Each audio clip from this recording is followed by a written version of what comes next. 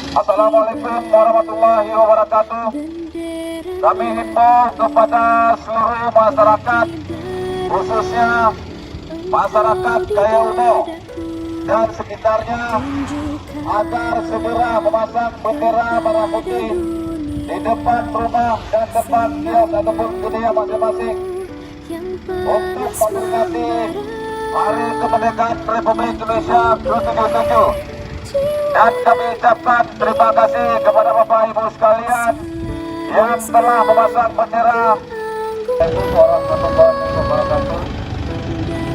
Kami dari Terjemah Polres Metro Jaya menghimbau kepada seluruh masyarakat, khususnya di Kabupaten Manado, agar mengibarkan bendera merah putih mulai dari tanggal 1 Agustus sampai tanggal 31 Agustus 2022.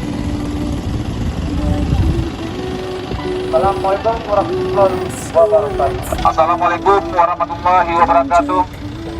Kami himbau kepada seluruh warga masyarakat agar memasang bendera di depan rumah masing-masing, yaitu bendera merah putih, dalam rangka Hari Kemerdekaan Republik Indonesia dan kepada seluruh masyarakat, khususnya Desa Pasmanto, untuk bisa mengibarkan bendera merah putih dalam rangka Hari Kemerdekaan Republik Indonesia ke-77.